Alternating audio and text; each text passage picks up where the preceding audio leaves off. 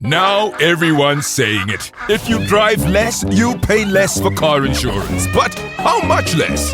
A tad less. A smidge less. Around 20%-ish less? Or a whole lot less? Like 70% less for comprehensive car insurance from South Africa's hottest pay-per-K insurer, Chili from King Price. We're big into less. Like 70% less. Visit kingprice.co.za for a quote.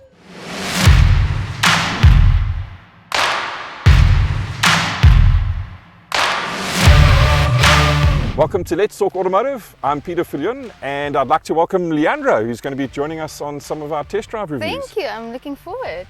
Okay, so today we have the brand new Suzuki Vitara Brezza that we're going to be doing our review on, and in particular we have the GLX model. So I thought, let's kick off with a bit of a walk around. Yeah. And we're in the front, we might as well start off in the front. So we can see that the styling cues are very much Suzuki, the latest Suzuki styling cues over here. The headlights on the GLX, we have LED headlights, so they are fantastic. I've had the pleasure of driving this car for the week. Oh, that's nice. So I've had it at night as well, and I've got to tell you, these lights are super bright. And day and night running light as well. They've got the daytime running lights. Yeah. And these daytime running lights on the GLX are also the indicators. Wow. On the GL, the indicators are actually mounted where this spotlight is mounted, and the fog light on this. Interesting. So yeah, so let's move around to the side, and we can see we've got our diamond cut alloy wheels over here. And then just out of interest, Lehandra, one of the things on the GLX that's slightly different is it's got a different profile tire. So this is a 60 profile on a 16-inch, which actually makes the ride height a little bit bigger or higher than on the GL. Wow. Of course, the car is keyless entry, so we just touch a button over there to unlock it. If we touch it twice, it'll open up all four doors. Wow, that's very cool. And then on the rear, if we have a look here, these lights over here, it's a seamless sort of LED effect on the lights. So when those lights come on, we'll maybe switch them on just now with some of our outtakes. And obviously the bumper front and rear has this integrated silver strip as well. It looks like a off-road type. Yeah, it gives it a bit more of a zhuzhy look. So that's enough of the exterior. Let's take a drive, and we can also discuss some of the interior features. Let's go. All right, Lehandra, so we're on our way. We're going to start off the test drive with first a bit of tarmac section, and then we're going to go a little bit off-road, because we wanted to actually get a feel for what this car is like on a dirt road. Yeah, on-road and off-road. So there's a few features that I just want to take you through while you're driving, and then once we've gone through those, I'll ask you your overall impressions from a driver point of view. So let's start off with the center console, and we've got, which I think is critical these days, is a nice 7-inch touchscreen multi-function display. And on this, we've also got Apple Carplay and Android Auto. That's very useful too. And by the way, the sound system on this vehicle is sensational. So, did you turn it up? If I've actually got a specific soundtrack that I got just for this test drive for us to go through, but we'll do that a little bit later when we go through this. And then we've also got an automatic air conditioning system. Now, the difference between a manual and an automatic air conditioning system is that with auto, you set the temperature, and this then regulates the cabin temperature and makes sure that it stays at 22 degrees. Now, that's different from a manual, where a manual we set a particular temperature range, but the cabin gets colder and colder and colder and colder until we get too cold, and then we... Like freezing up in here. That's it. So Peter, I see there's lots of buttons on the steering wheel. Can you maybe take me through it, please? Sure. So on the right-hand side, you've got your cruise control buttons. And for me, a cruise control is a major feature to have on a car. I do a lot of long-distance driving. Yeah. On the left-hand side, you've got your audio controls. So you can regulate not only volume, but also the mode that you're selecting. So have you selected radio?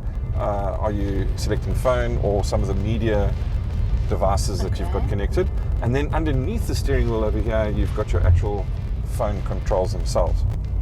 That's very interesting. And I see the cluster has blue lights. Can you change them as well? You can. There's, I think, 5 different colours that you can choose from. So that's quite nice. You can personalise it. I prefer the blue though. That's why it's instead of the blue. And I see, that's very interesting to me, 2 cables.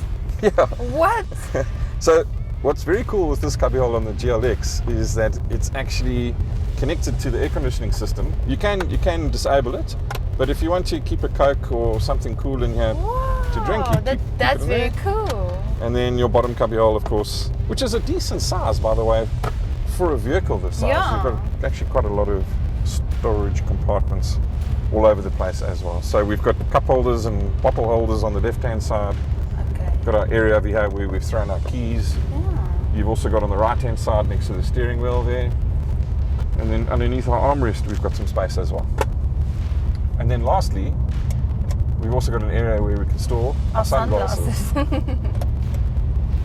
Okay, so Lehandra, you've had a chance to have some sort of driving with the vehicle. What are your first impressions? I love this car.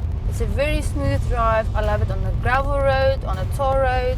And one of the things that we know about the vehicle itself is it's actually got an electric power-assisted steering. Did you know that? What? Yeah. So cars normally, particularly the previous generation cars, had hydraulic power-assisted steering. So this has got an electric motor that actually provides your power steering. So that's why it's nice and light when you first pull off. I felt it, yeah. And then it stiffens up as you go along. This is amazing. Now, what are some of the important aspects for you when it comes to purchasing a vehicle? Let's get a bit of a feminine touch on what's important to you when buying a vehicle. I'm a mother and I have a 3-year-old daughter, and so in space for me is something, because it's the pram, it's toys sometimes, and it's luggage. So I need a little bit of space, and so I see the boot space as well. It's big enough, and the back seat, there's more than enough space for 3 kids even. And so I love it. And it's quite incredible actually if you think about the fact that this is a compact SUV. Yeah, it's like a mommy's. But when you get in it, it feels a lot bigger on the inside than it looks from the outside. So Peter, tell me, the engine of this GLX Suzuki Vitara Brezza. Tell me more. I want to know more. Well, first of all, it's the tried and tested 1.5 litre that Suzuki's used over the years. It puts out 77 kilowatts and 136 newton meters of torque. Sure. So it's not the most sprightly motor out there, but that's, again, it's a little SUV. It's not designed to be a swift sport type of thing. I just, from having driven the vehicle over the week, one of the things that stood out for me is just how smooth the engine is. I don't know if you've noticed it. Yeah, I have. And it's not very noisy, so there's very little noise, vibration, harshness that comes through the cabin. So I think they've done a fantastic job on this. Yeah, it's very nice. So Peter, what do you think about the interior finish in this Brezza? Well, I can tell you that I can just see some of the videos now being made where the guys go, it's very plasticky. And that kind of irritates me a little bit, because we've got to remember 2 things. First of all interiors, unless they're made out of leather, are made out of plastic these days, okay? This vehicle is in a particular price category, so they're not going to go for all the expensive soft touch elements. But at the end of the day, we've driven now the vehicle quite a bit, on-road and off-road, and it hasn't rattled once. No, you didn't even hear one squeak. So for me, at the end of the day, it's absolutely perfect. So Peter, tell me the price range of this vehicle and the competitors. Where does this all Where does it all fit in? Yes. So it is a new segment for Suzuki. There was a bit of a gap between the Ignis and the Vitara, so this slots nicely in between those 2 vehicles. I think from a competitor point of view, if we have a look at the price range, the Vitara Brezza starts off in the low 240,000s. Oh. So it's vehicles like the Honda BRV and the Ford EcoSport, for example, that it would compete against. Okay, yeah, that's interesting. So Peter, we did the interior on the car and the engine. Tell me, the fuel consumption on the Suzuki.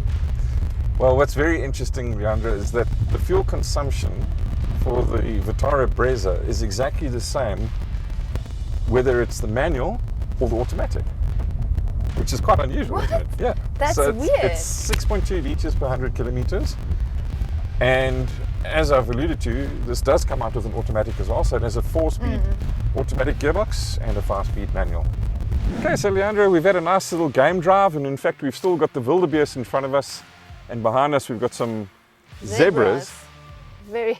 But let's get down to business in terms of our overall impressions of the Vitara Brezza, and then I'm going to also ask you for a ranking out of 10.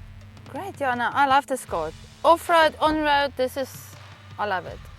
And my ranking out of 10, 8.5. 8.5. Okay, Yes. so I'm pretty close to you as well. I think that overall this is a very, very nice package. I think some of the standout features for me include the lights. I love the LED lights. Yeah. The interior for me is a surprise package in terms of just how big it is compared Even that to cooler. yeah. That's something. Yeah, no, 100%. So it's a nice little touch there as well. So I'm going to give it a strong 8 out of 10 as well. And it's Great. also very much on my buying list. Yeah. All right, so that's it from this week's review on Let's Talk Automotive, and we look forward to seeing you in future episodes.